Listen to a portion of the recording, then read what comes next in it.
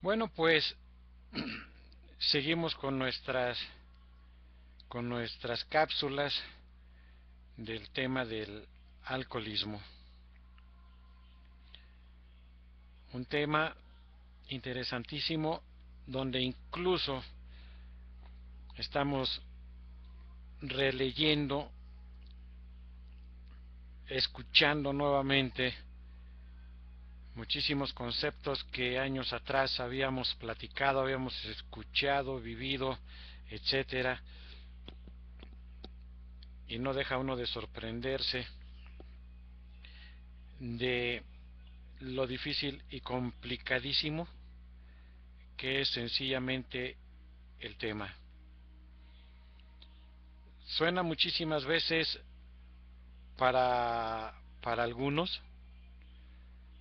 eh,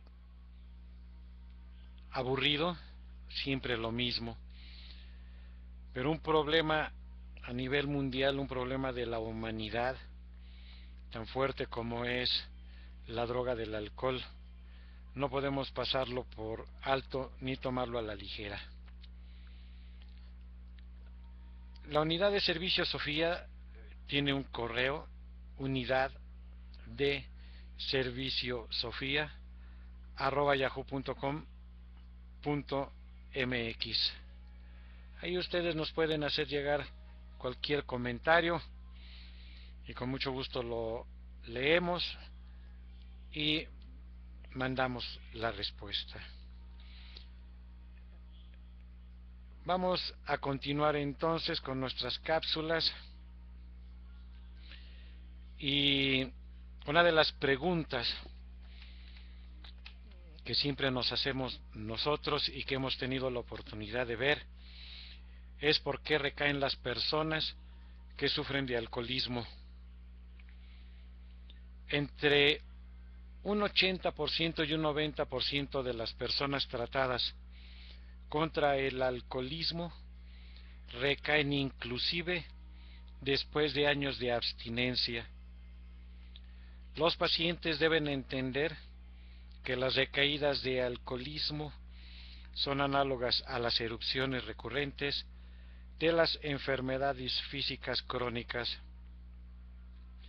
Un estudio encontró que 3 factores ponían a una persona en un riesgo alto de recaída: frustración e ira, presión social y tentación interna.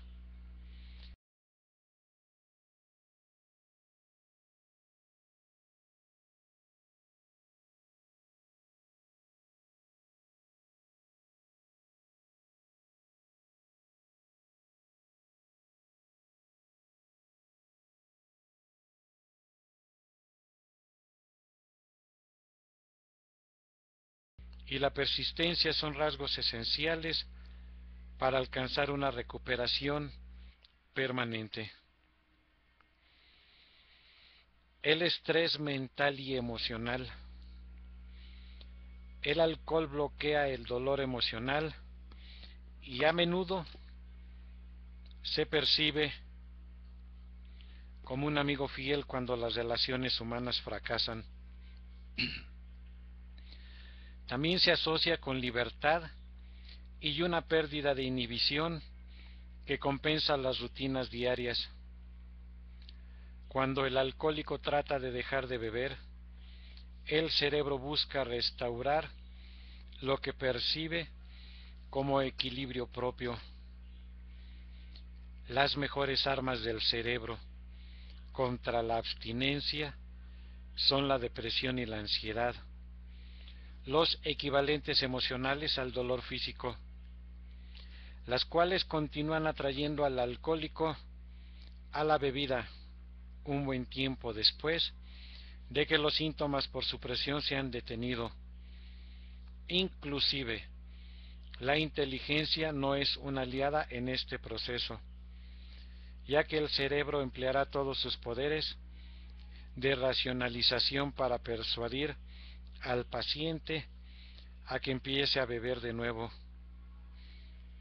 Es importante darse cuenta de que cualquier cambio en la vida puede causar aflicción y ansiedad temporales. Inclusive los cambios para bien, con el tiempo y la sustitución de otros placeres saludables, esta combinación se debilita y puede superarse. Las relaciones sociales y la codependencia. Uno de los problemas más difíciles a los que se enfrentan las personas que sufren de alcoholismo es el estar alrededor de personas que pueden beber socialmente sin peligro.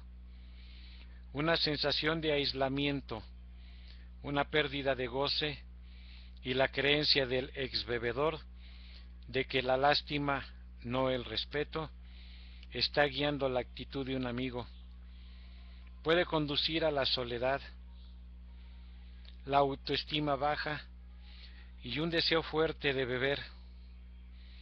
Los amigos cercanos e inclusive las parejas íntimas pueden tener dificultad en cambiar su respuesta a esta nueva relación sobria y aún peor, promover un retorno a la bebida.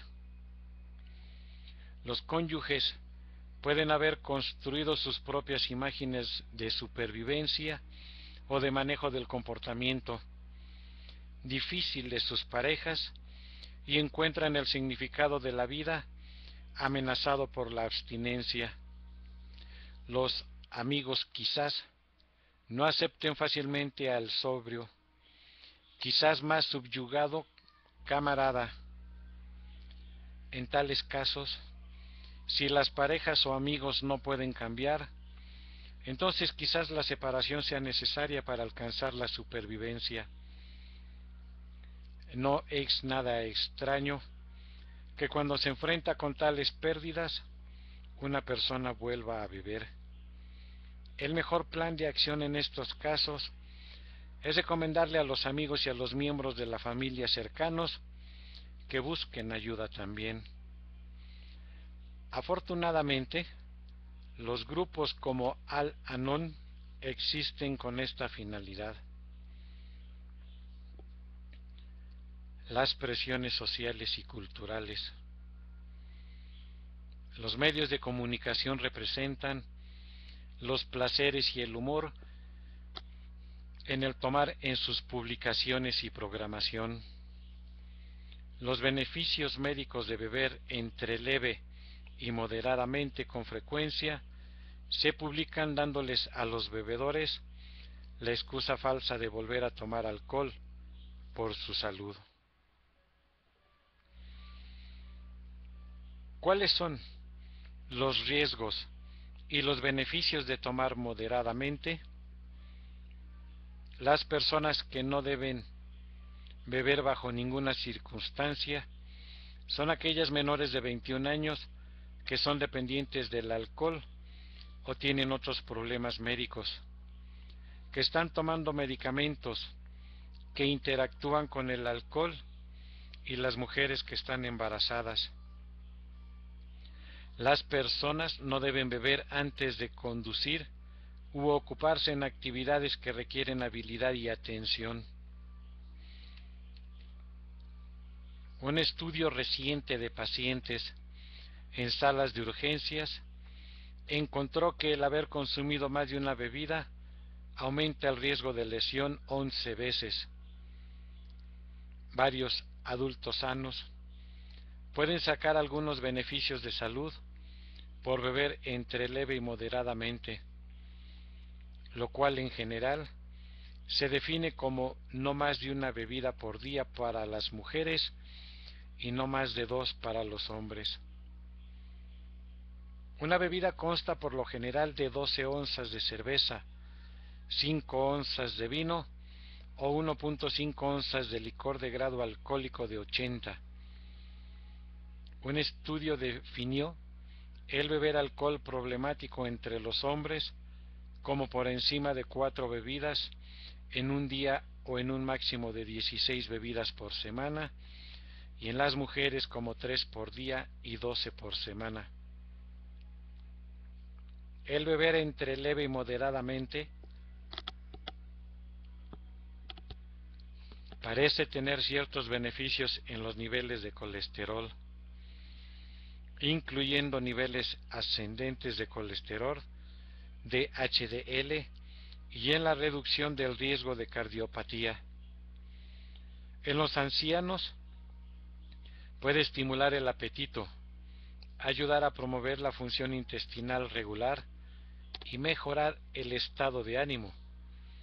Puede reducir el riesgo de accidentes cerebrovasculares causados por el endurecimiento de las arterias, aunque aumenta el riesgo de tipo menos común de accidente cerebrovascular que es causado por hemorragia.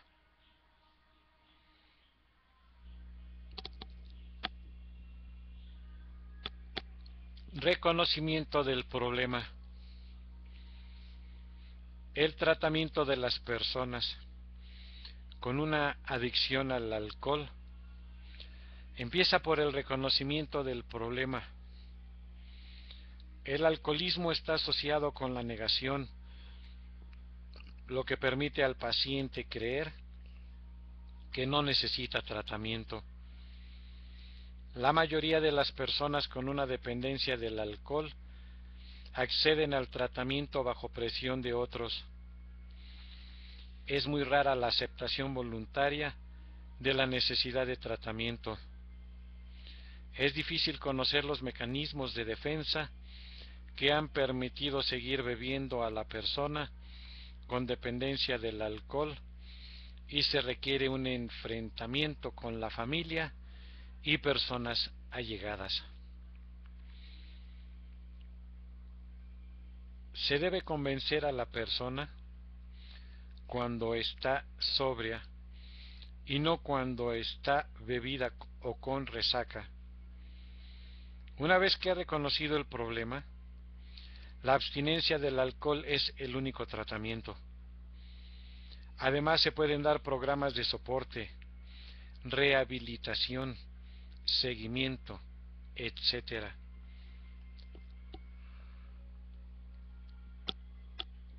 También suele ser necesario el tratamiento de la familia, porque el alcoholismo crea víctimas entre la gente allegada. La desintoxicación es la segunda fase del tratamiento. El alcohol es escondido bajo control. Se establece una supervisión. Se recetan tranquilizantes y sedantes para aliviar y controlar los efectos de la abstinencia. La desintoxicación puede durar de 5 a 7 días. Es necesario el examen médico de otros problemas. Son frecuentes los problemas del hígado y otros problemas en la sangre. Es muy importante seguir una dieta con suplementos vitamínicos. Pueden aparecer complicaciones asociadas a los síntomas físicos agudos, como depresión y otros problemas que deben ser tratados. Programas de rehabilitación. Los programas de rehabilitación están para ayudar a las personas afectadas después de la desintoxicación a mantenerse en la abstinencia de alcohol. Estos programas incluyen diversos consejos, soporte psicológico, cuidados de enfermería y cuidados médicos. La educación sobre la enfermedad del alcoholismo y sus efectos es parte de la terapia. Muchos de los profesionales involucrados en estos programas de rehabilitación tienen que seguir programas de reciclaje. Terapias de aversión, repugnancia. También hay terapias de aversión, repugnancia, en las que se utilizan drogas que interfieren en el metabolismo del alcohol y producen efectos muy desagradables, aun cuando se ingiera una pequeña cantidad de alcohol en las 2 semanas después del tratamiento. Esta terapia no se utiliza en mujeres embarazadas ni en personas con otras enfermedades. Este tipo de terapia debe ser utilizada con consejos de soporte y su efectividad varía en cada caso. Alcohólicos Anónimos es un grupo de ayuda en la reconversión de alcohólicos que ofrece ayuda emocional y afectiva bajo un modelo de abstinencia a la gente que se está rehabilitando de la dependencia del alcohol. Hay más de 1 millón de socios en todo el mundo y se encuentran pequeños grupos en pequeñas ciudades a lo largo de toda Europa.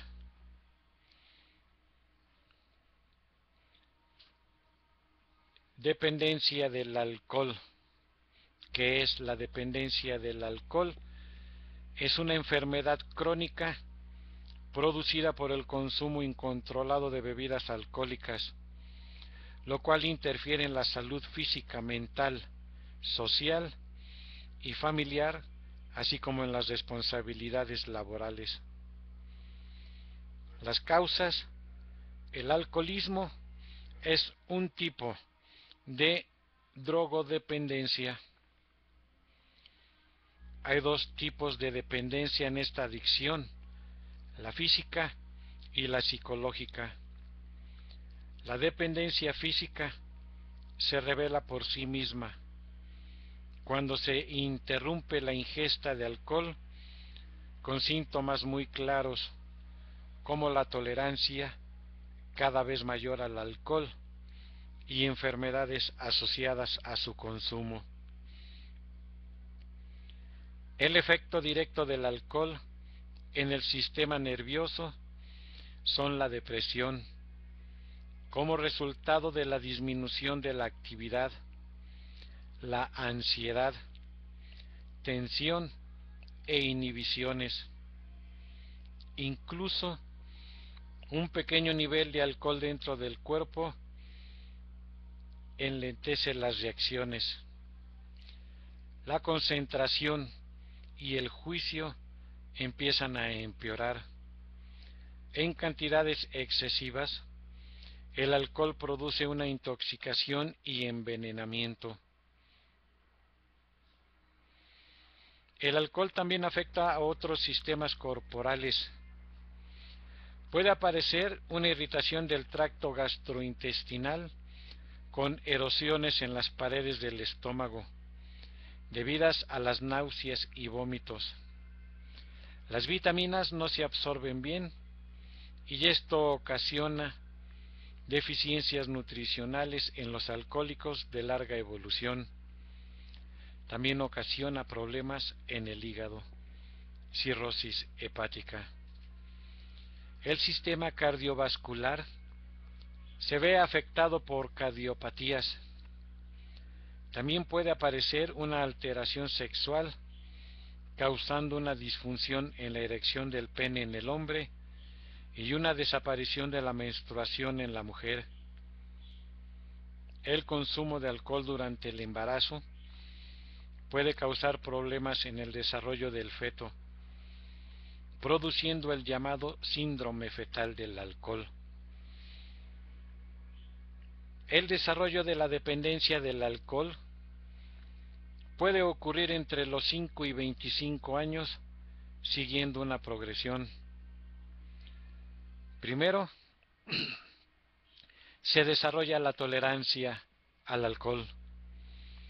Esto ocurre en las personas que son capaces de consumir una gran cantidad de alcohol antes de que se noten los efectos adversos.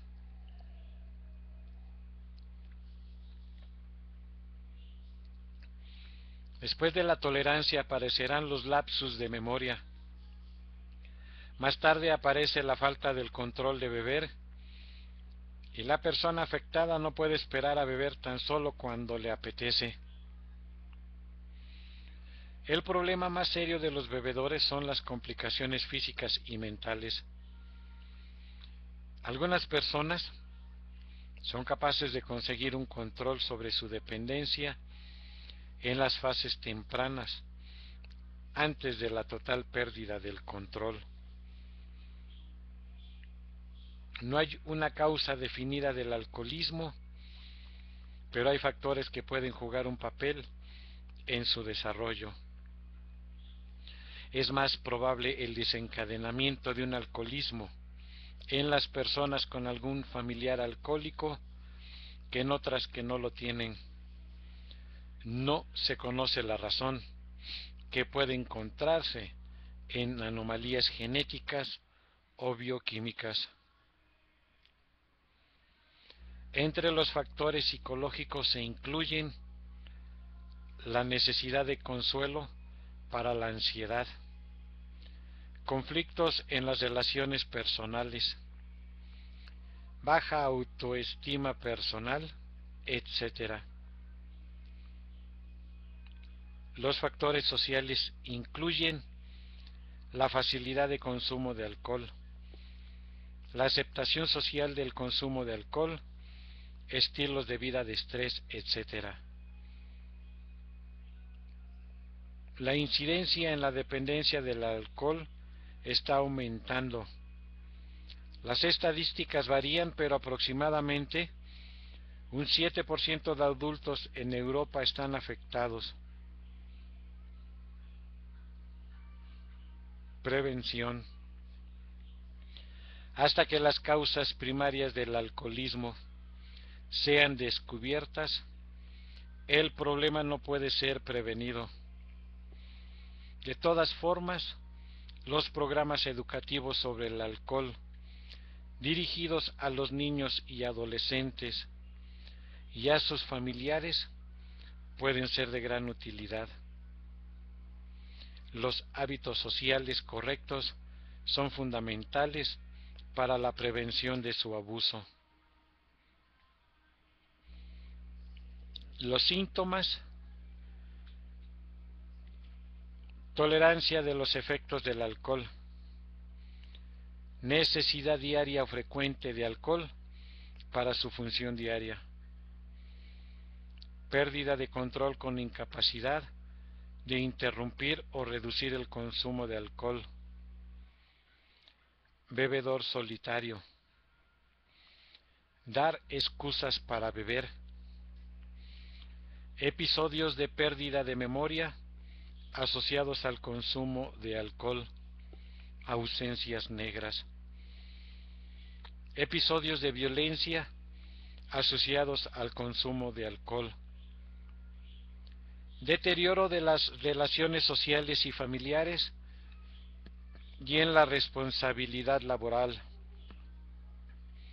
absentismo laboral, inexplicable mal genio, conducta que tiende a esconder el alcoholismo, hostilidad al hablar de la bebida, negarse a la ingesta de alimento, negar la apariencia física, náuseas, vómitos, vacilación por las mañanas, dolor abdominal, calambres, entorpecimiento y temblores, enrojecimiento y capilares de la cara dilatados, especialmente en la nariz, confusión, temblores e incontroladas sacudidas del cuerpo, cansancio y agitación, insomnio, pérdida de apetito e intolerancia a toda la comida, alucinaciones, taquicardia, sudores, convulsiones, problemas en la lengua, lagrimeo y desvanecimiento.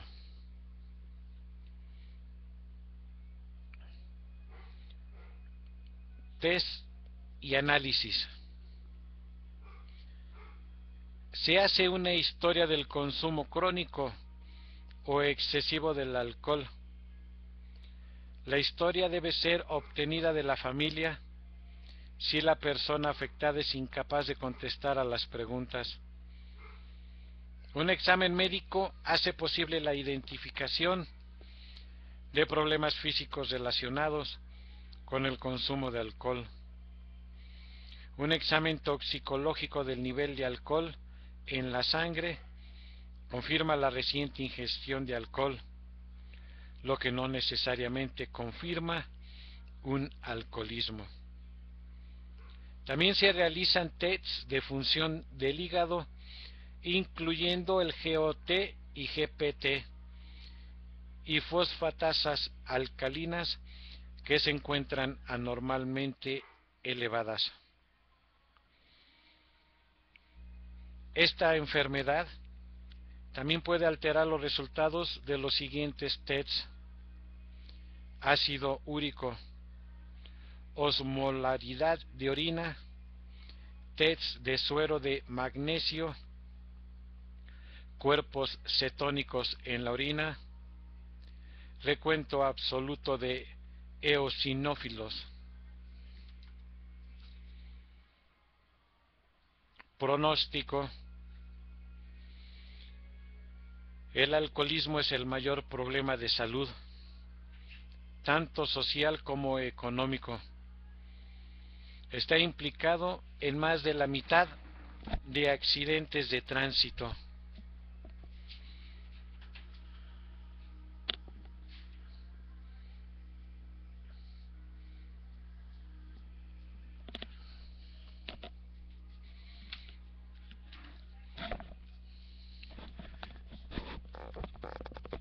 Un alto porcentaje de suicidios se cometen combinando el alcohol con otras sustancias, y hay muchas muertes relacionadas con el alcoholismo por las complicaciones relacionadas con la enfermedad. Los programas de tratamiento tienen diferentes resultados, pero mucha gente con una dependencia del alcohol tiene una completa recuperación. Las complicaciones son pancreatitis aguda y crónica,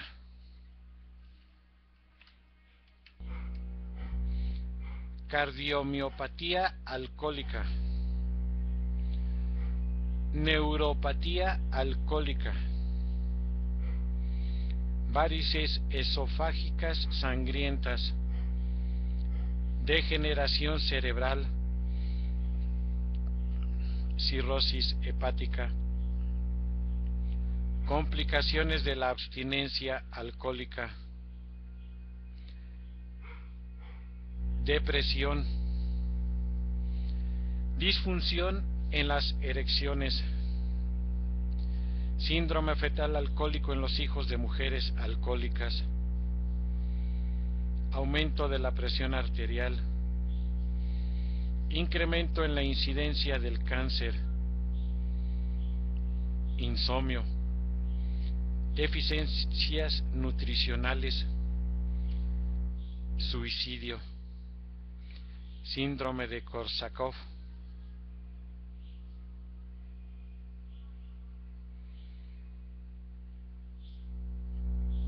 Los signos de emergencia: bueno, pues vaya usted a urgencias de cualquier hospital si nota confusión, hemorragias, pérdida de conciencia, etc.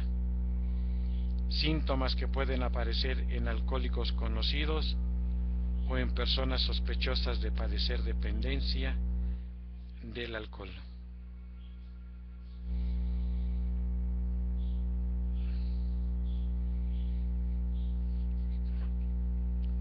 Todo un tema que, como seguimos diciendo cada rato, nos lleva a hacernos preguntas y preguntas. ¿Quiénes son los encargados de solucionar este problema? Bueno, pues la misma humanidad. Lo que tenemos que hacer como humanidad precisamente es darnos cuenta que no podemos ser separatistas y pasar por alto este problema.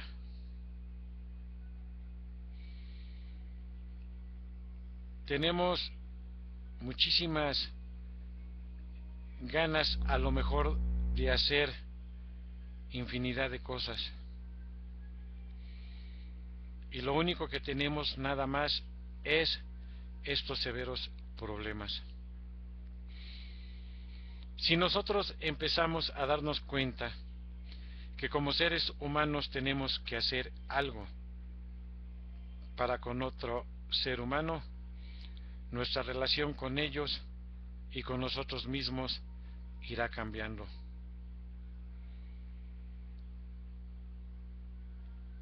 Es un problema mundial, un problema donde hay muchísimas personas afectadas.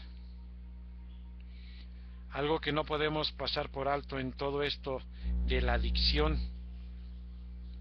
es precisamente esos estados depresivos. Ojalá pudiéramos nosotros poner atención sencillamente en esto que es precisamente esta parte de la depresión.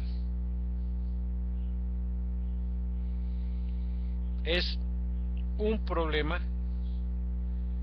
totalmente abstruso, porque no es nada más, como hemos estado leyendo y escuchando ahorita, estos problemas, etcétera. Está relacionado muchísimas cosas. Si pusimos atención, por ahí decía, se desconoce a ciencia cierta si es hereditario o no es hereditario esto del alcoholismo. Lo que sí podemos nosotros decir es que están los chakras, las glándulas, los rayos, hasta la astrología tiene que ver en esto, infinidad de cosas, para que no tomemos a la ligera precisamente este tema.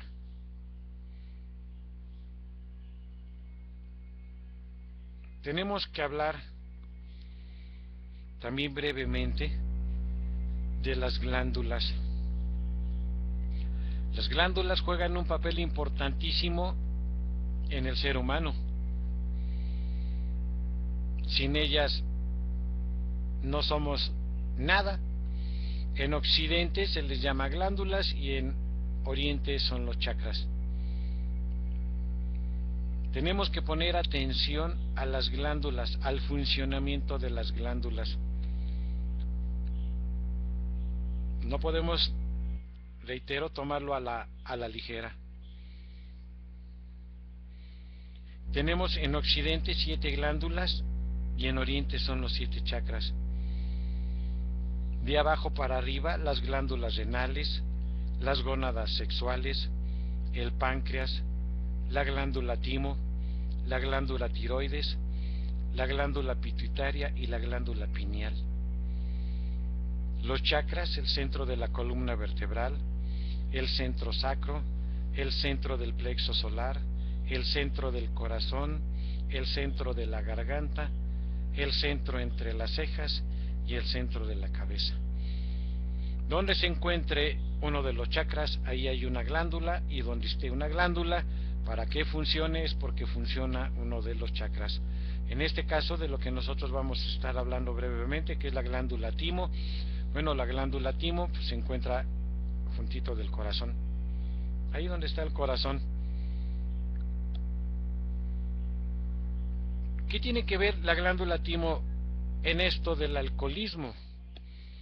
Bueno, pues es algo que nosotros quisiéramos nada más hablar, por supuesto muy poco, no podemos hablar del funcionamiento de todas las glándulas. Queremos enfocarnos precisamente en la glándula timo, que hacen una combinación, un triángulo con las otras glándulas. Vamos a volver a repetir, a lo mejor con más calmita, que tenemos 7 glándulas en el cuerpo. Las glándulas renales, donde están los riñones arribita, ahí se encuentran. Las gónadas sexuales, bueno, en el hombre los testículos y en la mujer los ovarios. El páncreas, bueno, pues donde, ahí en el estómago, ahí se encuentra. La glándula timo en el corazón. La glándula tiroides, bueno, pues en la garganta. La glándula pituitaria en medio de los ojos, para decirlo así, y la glándula pineal en medio de la cabeza, por un lado por donde está la oreja y a la mitad de la parte de arriba, adentro ahí se encuentra, en el centro de la cabeza. Entonces, hablemos brevemente de la glándula timo. Su ubicación es en el tórax superior, no tiene ninguna secreción, y la acción que tiene la glándula timo son las hormonas que estimulan el crecimiento. ¿Por qué es importante mencionar lo de las glándulas y de los chakras? Porque es importante que nos quede muy claro que no podemos heredar una enfermedad de un chakra. Si una de estas glándulas está sobreestimulada, bueno, eso lo hice yo, pero no porque mi papá o mi mamá tenga sobreestimulada su glándula o su chakra. Yo nazco igual, porque tenemos rayos diferentes, tenemos signos zodiacales diferentes, etcétera. Es importante entonces que nos quede muy claro precisamente esto. Bien, el tipo centralizado en el timo, que es esta persona entonces, que su glándula trabaja de más, está sobreestimulada, está centralizado. ¿Qué es esto? Vamos a escuchar, nos vamos a ir de la manera que podamos, despacito, despacio, para que no nos vayamos a perder por ahí. El tipo centralizado en el timo, ¿hasta cuándo deja de funcionar la glándula timo? Hasta el momento de salir los dientes permanentes. La glándula timo es la predominante. Esta es la edad de los 6 a los 7 años, en que la forma de la criatura es casi igual en ambos sexos. Entonces comienzan las ligeras diferenciaciones, aun cuando no hay marcados cambios, hasta la pubertad. Para entonces las funciones del timo van disminuyendo y las glándulas sexuales y otras glándulas empiezan a adquirir mayor desarrollo. Cuando las gónadas se han formado cabalmente, se supone que la actividad del timo ha cesado. En las intervenciones que tenemos luego, en todos lados, de la manera que yo me expreso, para poner esto más claro de las gónadas, agarro y digo: la glándula timo deja de funcionar cuando el hombre produce semen y la niña empieza a menstruar. Ahí, en teoría, la glándula timo deja de funcionar. Pero frecuentemente el timo continúa funcionando por alguna razón desconocida, probablemente por alguna tendencia hereditaria o falta de crecimiento sexual, lo cual resulta en el tipo de persona, reitero, corrijo, en el tipo de persona cuya vida entera estará dominada por la glándula timo. O sea, esta persona va a ser una persona timocéntrica. Otra vez, despacio, esta persona, su glándula timo, está sobreestimulada, su chakra del corazón está sobreestimulado. Por eso también es importante cuando escuchamos que hay personas que se acercan, y yo lo he vivido infinidad de veces, se me han acercado infinidad de personas y me dicen, mi maestro dice que le puede alinear los chakras, mi maestro puede arreglarle los chakras. Y bueno, pues yo con lo único que he leído en los libros del maestro tibetano es que dice que el único que puede hacer eso es realmente el maestro, pero no ellos. Con unos imanes ponen piedras y estamos alineando los chakras. ¿Cómo podemos saber si realmente en este caso que estamos estudiando, la glándula timo, está sobreestimulado?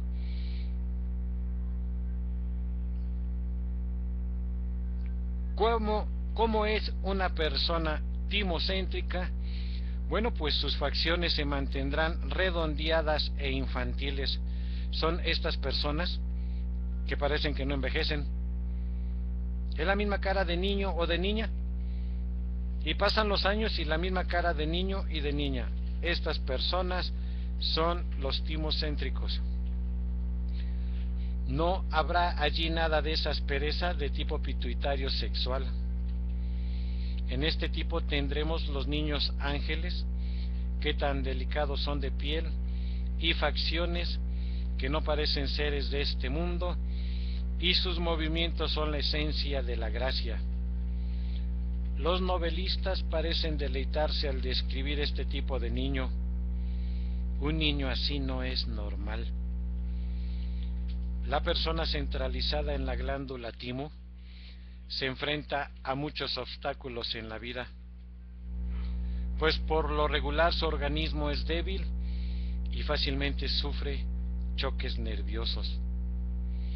Este es el niño bueno, proverbial y que muere joven. Con frecuencia mueren repentinamente y sin razón aparente. No resisten bien las operaciones quirúrgicas. Es difícil establecer la pubertad en personas de este tipo. No se ha podido llegar a un acuerdo respecto a la acción o falta de acción de la glándula timo después de la pubertad. La opinión más generalizada parece ser que tal acción persistente después de la pubertad tiende a producir en el hombre la expresión femenina y en la mujer la expresión masculina. Esto es, tiene lugar una castración parcial. Pongamos atención en esto que nos dice. Bueno, pues un exceso de hormonas en el hombre a través de la glándula timo da la expresión femenina.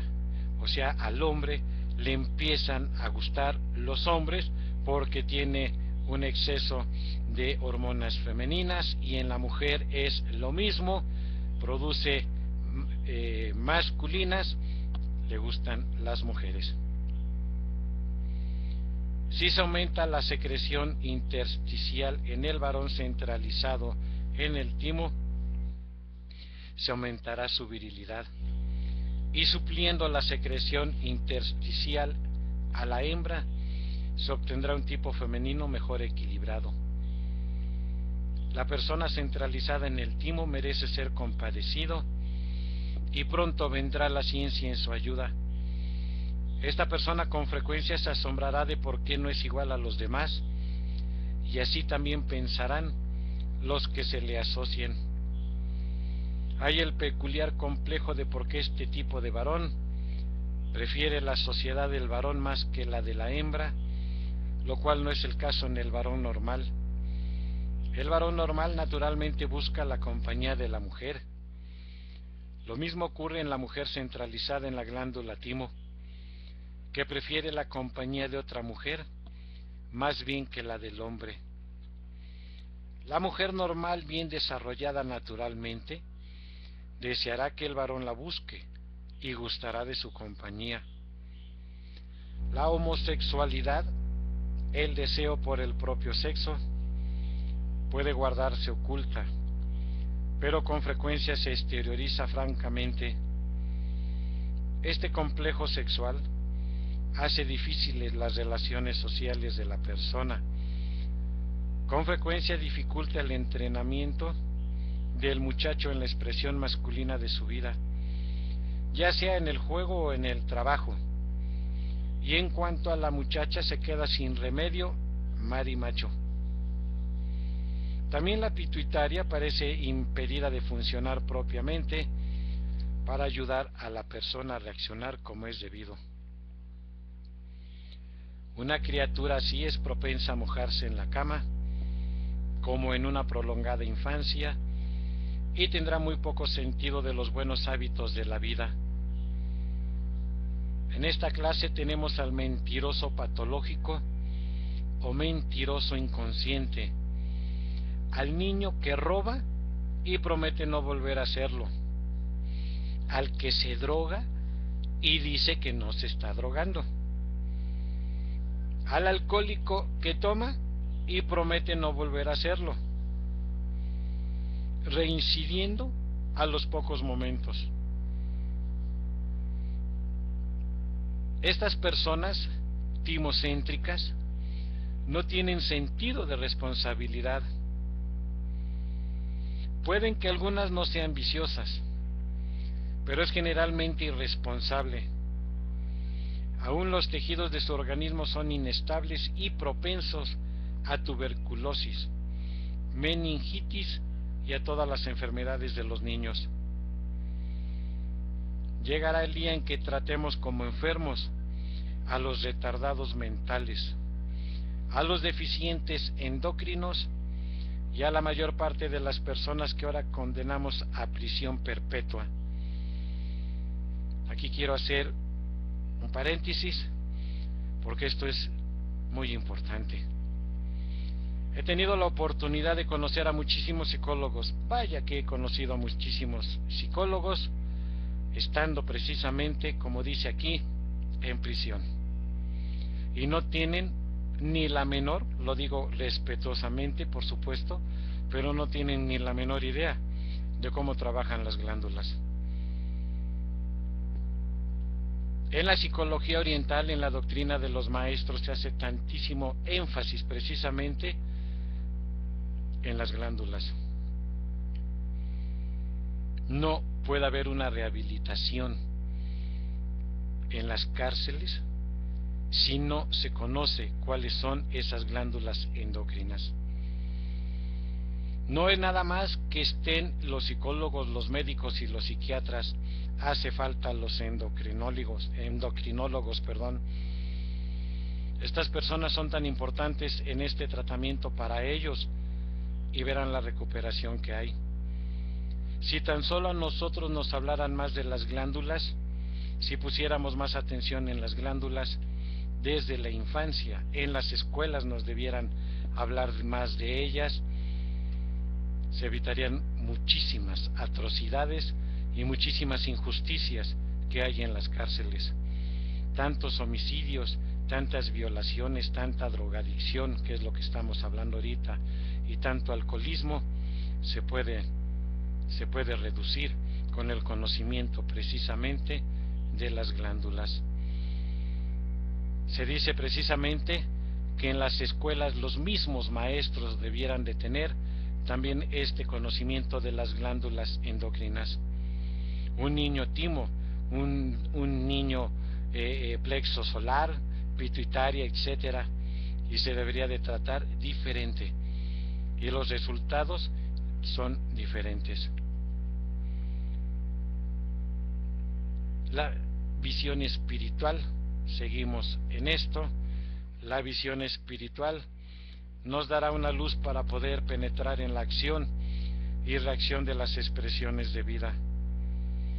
Algún día sabremos la manera de desarrollar las glándulas sexuales, la pituitaria y las endócrinas, de modo que se puedan curar los casos de la glándula timo predominante.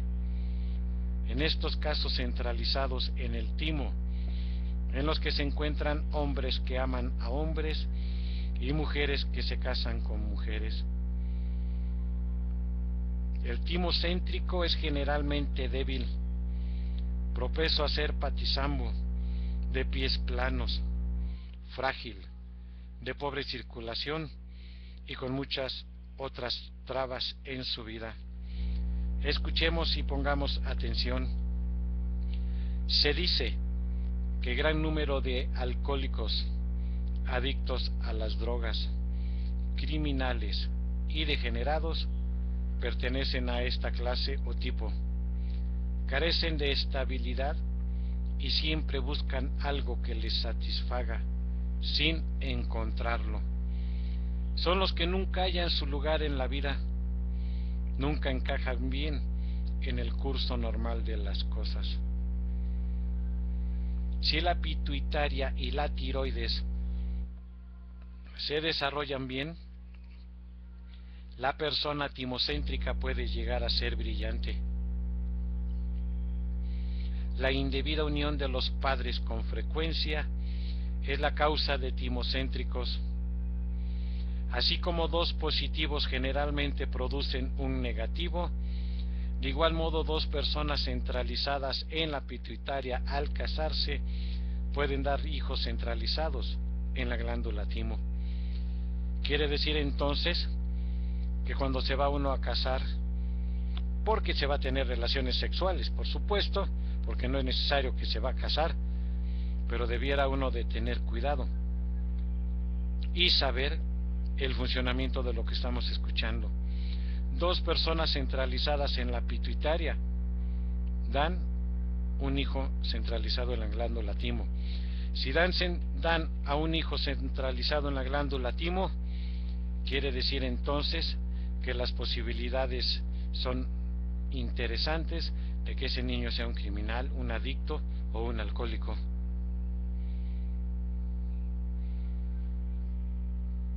Esto puede explicar por qué tan frecuentemente los hijos de padres muy brillantes resultan a veces tan ordinarios e irresponsables, o dos personas sedientas de dinero centralizadas en las adrenales. Tienen un hijo degenerado, mental y moralmente, un ser débil. Únicamente la unión del hombre normal con la mujer normal puede dar hijos normales. A medida que estudiamos la acción del sistema endocrino, nos damos cuenta de que se debe a la falta de equilibrio, acción normal, el que tengamos la variedad anormal de seres humanos. Cuando las fuerzas constructivas y estimulantes de las endocrinas son normales, tenemos por resultados seres humanos normales. Notaremos algunas de las principales peculiaridades de endocrinas desequilibradas.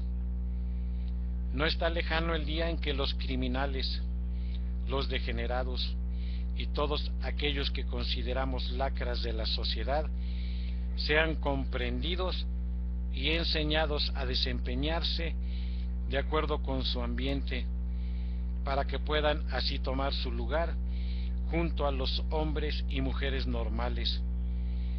Un hombre o mujer que padece por causa de deficiencia o de exceso de las endocrinas con imperativos terribles está enfermo y necesita de los cuidados de un doctor comprensivo, no de un carcelero.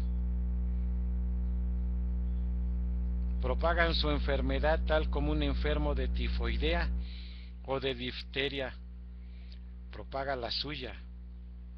¿Podrían ustedes a un enfermo así en la cárcel? No. Lo que harían es curarle la enfermedad. Lo mismo se haría con personas que tuvieran impulsos y tendencias no naturales. La causa del desequilibrio se encontrará en el sistema endocrino. Allí también se hallará la curación y no en la cárcel. La vida es acción y trata de expresarse como puede. El encontrar su expresión normal es el placer y el deber del hombre. La expresión anormal de la vida no conduce a la verdadera felicidad, pero sí la expresión normal. Todo paso en la rutina diaria de la vida Cualquier fase de la felicidad, del pensamiento, del sentimiento, es un episodio de la reacción endocrina del individuo. ¿Cómo puede haber normalidad en el trabajo de la mente cuando están defectuosos los factores que contribuyen a su funcionamiento? Las endocrinas hacen funcionar la mente. Las endocrinas construyen el cuerpo físico. El propio desarrollo depende de las actividades de las endocrinas. Estamos construyendo para la eternidad. Si la ciencia física está en lo cierto al decir que nada jamás se destruye, que solamente cambia de forma, y si la ciencia metafísica dice la verdad en su postulado de que la vida continúa, entonces tenemos que seguir razonando, partiendo de la ley de acción y reacción, o de causa y efecto, que las causas que hoy principiamos serán los efectos que veremos en el futuro. ¿Quién nos puede decir positivamente a dónde van a terminar los efectos? Nuestros profesores y predicadores, tanto como los doctores y psicólogos, necesitan conocer las leyes de las endocrinas. El maestro que tiene habilidad para comprender la causa de los impulsos o falta de ellos en los niños de su salón de clases, está capacitado para conducir y controlar esos niños de temperamentos y caracteres diferentes, mediante un proceso que abarque la diversidad de posibilidades. Necesitamos un sistema que clasifique a los estudiantes tal como se clasifican las frutas, por su grado y tamaño, para que cada cual sea colocado en donde le corresponda y sea debidamente atendido. Bajo un sistema correcto, las elecciones que se hagan se asignan al uso que mejor les convenga. Esta analogía no es absolutamente correcta, puesto que los niños no son como la fruta. Cada niño tiene su personalidad que necesita desarrollo y debe tener su oportunidad. Si la glándula timo anda mal, puede ayudársele restringiéndola por medio del uso de rayos X o alimentándola con sustancia glandular. Si hay irritación sexual, debe investigarse la causa y corregirla. Si la cuna de la glándula pituitaria es demasiado pequeña, los rayos X lo pueden revelar. Entonces habrá que suministrar sales de tejidos o mejores alimentos para el desarrollo de las endocrinas. Debe hacerse un estudio de la tiroides para ver si hay ya sea exceso de producción o una disminución de yodo, fósforo o arsénico. Para poder terminar nuestra cápsula, el hombre trabaja con las glándulas en forma de triángulo, es una parte de un triángulo. Quiere decir que las glándulas en el hombre común va a trabajar con el páncreas, la glándula timo y las suprarrenales. Así es el funcionamiento del hombre común. El páncreas, la glándula timo y las suprarrenales. O en la parte oriental, el plexo solar, el centro cardíaco y la base de la columna vertebral. El hombre evolucionado trabaja de alguna manera igual la base de la columna vertebral o las suprarrenales, el centro laríngeo, la tiroides, la glándula timo o el centro cardíaco. Vean cómo cambió del hombre común al hombre evolucionado. El hombre en el sendero, por supuesto, que cambia totalmente también su forma de trabajar. porque trabaja con la pituitaria y la pineal, con la garganta y el centro cardíaco, la glándula timo. Con esto nos podemos dar una pequeña idea entonces. Esto que acabo de decir de la triangulación, ustedes lo pueden encontrar en el libro Cartas sobre Meditación Ocultista de Alice Bailey de Fundación Lucis. Ahí lo encuentran ustedes.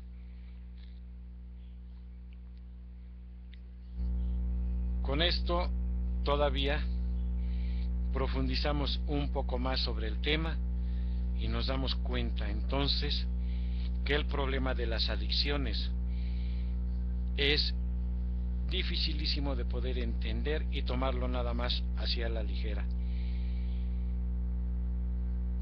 Tenemos que darnos la oportunidad de acercarnos, llámese Alcohólicos Anónimos, a lugares donde mediten, practiquen yoga, lo que usted, incluso yo sugiero siempre a las personas que tienen el problema del alcoholismo y de la adicción en las drogas, el Tai Chi o Tai Chi Chuan les va a ayudar muchísimo. Esto es una sugerencia, por supuesto. Hasta aquí terminamos la cápsula del día de hoy, sin antes anhelar que tengan esa salud y que si tenemos por ahí a familiares, seres queridos con problemas de alcoholismo, vayamos tomando un poquito más cartas en el asunto. Esto es totalmente importante. Nuevamente, el correo electrónico de la Unidad de Servicio Sofía se escribe así corridito: unidad de servicio Sofía @yahoo.com.mx. Muchísimas gracias, que gocen de cabal salud. Hasta la siguiente cápsula. Quedo con ustedes. Bye.